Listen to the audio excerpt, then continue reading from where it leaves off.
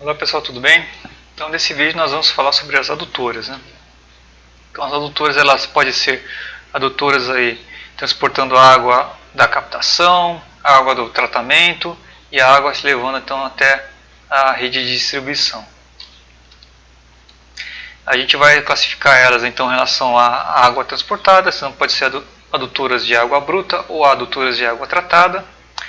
E em relação à movimentação de água, então adutoras por gravidade, por conduto forçado ou conduto livre, adutoras por recalque e adutoras mistas. Então a gente tem aqui um exemplo de adutora por gravidade em conduto forçado. Aqui uma adutora por gravidade em conduto livre, né, um aqueduto. E aqui uma adutora por gravidade com trechos em conduto livre e com trechos em conduto forçado. Aqui uma adutora por recalque simples, então você tem estação elevatória. Por recalque duplo, então você tem duas estações elevatórias, né? Aqui é uma mista, então você tem uma estação elevatória, você tem um reservatório intermediário e a partir daqui ele segue por gravidade. Então, para esses diferentes arranjos, né, então a gente vai ter as formas de dimensionamento, né? Primeira coisa, né, é o que? A gente vai ter se atentar à vazão de projeto. E a vazão de projeto a gente vai ter dependendo de onde que a gente vai estar essa adutora, né? Se é uma adutora de água bruta, né? Que aí vai ser aquela vazão que há, né?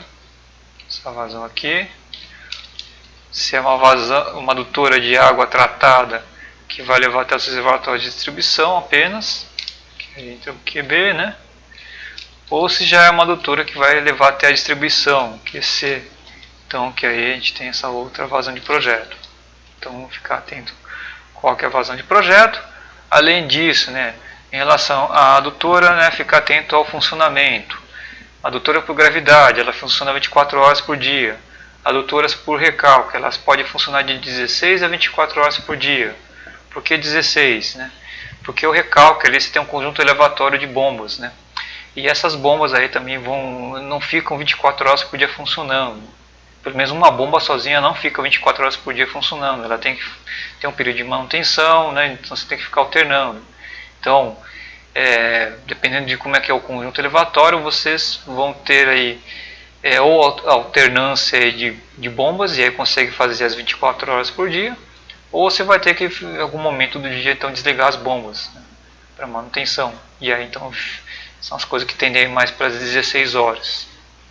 Então ficar também atento, né, manutenção de equipamentos, faltas de energia elétrica, né, e tudo mais. O dimensionamento, né, o dimensionamento vai ser das adutoras por gravidade em conduto livre, né, elas vão ser com base no que? Né? Com base na perda de carga no conduto, que vai ser igual a diferença de cotas. E aí vocês podem usar a fórmula universal, a fórmula de Hazen-Willis para fazer esse dimensionamento.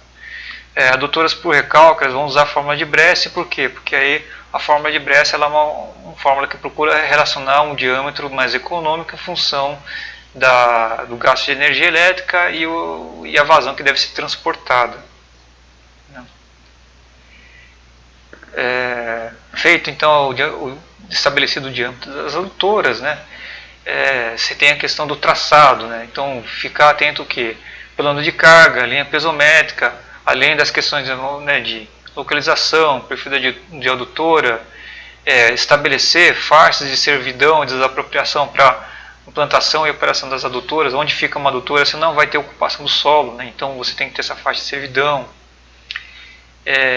No caso de uma adutora de conduto forçado, você também tem que ter trechos ascendentes e descendentes com declividades maior que 0,2 e maior que 0,3 nos trechos ascendentes e descendentes respectivamente. Isso daqui mesmo em terreno planos. Isso quer dizer o quê? Que uma adutora mesmo em terreno plano ela vai ter essas alternâncias de sobe e desce. Por que é importante isso, né? Para o quê? Para você como instalar os dispositivos de remoção de ar, as ventosas que ficam aqui no topo, né? E na parte baixa você tem as válvulas de descarga para esvaziamento das adutoras. Bom, falando aqui da análise de funcionamento hidráulico. você tem aqui essa primeira situação, você tem a adutora, ela está, né, abaixo da linha piezométrica efetiva, do plano de carga efetivo, e, enfim. Né. Então, aqui você tem a pressão, a pressão de água na adutora, ela é maior que a pressão atmosférica, você vai ter um transporte tranquilo, né, sem problemas. Aqui a gente vai ter o caso dos aquedutos, que você vai ter que ir para o conduto livre, e a adutora ela coincide com a linha piezométrica efetiva. Né. Aqui a gente tem uma adutora que ela cruza a linha piezométrica efetiva. Né. Então nesses trechos aqui a gente tem pressões negativas, e aí nesses trechos a gente tem risco de o quê? De ter entrada de ar e contaminação da água por sucção. Já aqui você cruza inclusive o plano de carga efetivo. E aqui a gente tem uma outra ponta de se atentar, né, que por conta disso aqui, essa adutora ela só vai funcionar se ela estiver sempre preenchida de água, que aí ela vai trabalhar por sifonagem. Se tiver entrada de ar aqui, isso aqui para de funcionar. Então, esse aqui é um aspecto a ficar atento. Né. Essas questões de linhas piezométricas, plano de carga, são importantes para ter o conhecimento, para saber o que, como é que vai ser a operação da adutora, né, e as dificuldades aí que você pode ter. Lógico, né, a situação mais interessante, né, gente, é que se você está abaixo da linha piezométrica efetiva, né, que é essa daqui, né. A outra situação que a gente tem ainda é quando você tem a adutora cruzando a linha piezométrica absoluta, e nesse caso você não tem o escoamento por gravidade, você teria que ter aí teria que ter o recalque para que você tenha o escoamento aí. Então, mas só por gravidade mesmo você não teria, que seria essa linha 4 aqui, certo? Bom, essas adutoras, né, elas podem ser dispostas aí tanto em vias aéreas quanto enterradas. Em relação a materiais, né, pode ser aço, ferro fundido, PVC não muito frequente porque você tem um diâmetro bem limitado, né, PAD sim, que aí você tem diâmetros maiores, né, não está listado aí, mas também considere isso. PRFV, que é o poliéster reforçado com fibra de vidro, e o concreto. Esses materiais devem resistir então às pressões internas e externas, ter resistência a choques, né, ter a maior trabalhabilidade possível, né, permitir o menor número possível de juntas, né, menor custo, durabilidade e facilidade de operação e manutenção. Né. Uma adutora, ela vai ter as operações principais, né, que a gente vai ser de enchimento, bloqueio e descarga, né, bloqueio e fechamento de válvulas, descarga, esvaziamento de adutora, enchimento, então enchimento de água. E aí nessas situações a gente tem que ficar atentos com as questões de remoção de ar e admissão de ar. No enchimento você vai ter que ter a remoção de ar, né, porque a adutora ela tá, então ao você preencher a adutora com água, você tem que também tirar o ar desse parte interna, né. Isso daí, enfim, né, você não vai entrar em toda a redistribuição, porque senão vira um pandemônio, né, gente. E na descarga, né, é o contrário, né, você vai ter o esvaziamento e você também tem que permitir a entrada de ar, senão a tubulação ela vai ter uma pressão negativa e ela vai colapsar. Né. E aí quais são as formas que a gente, então em função disso a gente vai ter alguns dispositivos, né, para admissão de ar, né, então remoção e admissão de ar, a gente tem as ventosas, né? Então, a ventosa tem aqui essas boias aqui, e aí quando você está, quando a adutora está assim, esvaziando, né, você abaixa o nível, a boia baixa e permite a entrada de ar. Você tem preenchimento com água, a água vai empurrando a boia até o topo, então até então, enfim, o ar, né, sai primeiro o ar, né, na hora que começa a sair água, isso aqui fecha. Então essa aqui é a mecânica desses dispositivos e, como falei, né, eles devem ficar no topo, porque é no topo onde você acumula o ar nas tubulações. Né. Aqui os dispositivos para bloqueio, né, registro esfera, registro gaveta, registro borboleta. Né.